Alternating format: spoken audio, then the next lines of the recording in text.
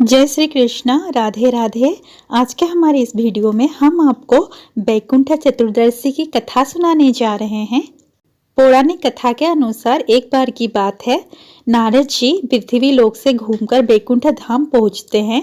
भगवान विष्णु उन्हें आदर पूर्वक बिठाते हैं और प्रसन्न होकर उनके आने का कारण पूछते हैं।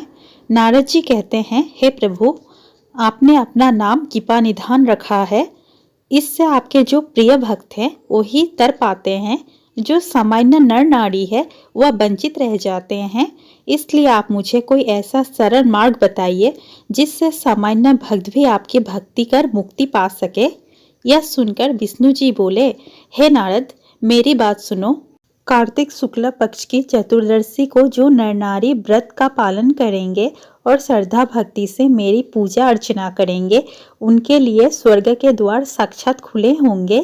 इसके बाद विष्णु जी जय विजय को बुलाते हैं और उन्हें कार्तिक चतुर्दशी को स्वर्ग के द्वार खुले रखने का आदेश देते हैं। भगवान विष्णु कहते हैं कि इस दिन जो भी भक्त मेरा थोड़ा सा भी नाम लेकर पूजन करेगा वह वैकुंठ धाम को प्राप्त करेगा। बोलिए भगवान विष्णु की जय। यह थी वैकुंठ चतुर्दशी की पहली कथा। आइए अब दूसरी कथा श्रवण करते हैं। पौराणिक कथा के अनुसार एक बार भगवान विष्णु जी ने देवाधिदेव महादेव का पूजन करने के लिए काशी आए।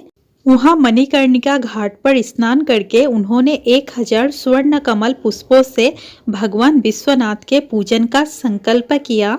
अभिषेक के बाद जब वे पूजन करने लगे तो शिव जी ने उनकी भक्ति की परीक्षा के उद्देश्य से एक कमल पुष्प कम कर दिया।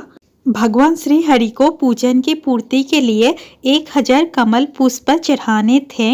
एक पुष्प की कमी देखकर उन्होंने सोचा, मेरी आंखें भी तो कमल के ही समान हैं, मुझे कमल नयन कहा जाता है।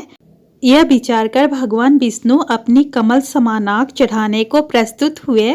विष्णु जी इस अगाध भक्ति से प्रसन्न होकर देवाधिदेव महादेव प्रकट होकर बोले, हे विष्णु, तुम्हारे समान संसार में दूसरा कोई मेरा भक्त नहीं है। आज की यह कार्तिक शुक्ल चतुर्दशी अब वैकुंठ चतुर्दशी कहलाएगी और इस दिन व्रत पूर्वक जो पहले आपका पूजन करेगा उसे वैकुंठ लोक की प्राप्ति होगी। भगवान शिव ने इसी वैकुंठ चतुर्दशी को करोड़ों सूर्य की कांति के समान वाला सुदर्शन चक्र विष्णु जी को प्रदान किया। शिव जी तथा विष्णु जी कहते हैं कि इस दिन स्वर्ग के द्वार खुले रहेंगे।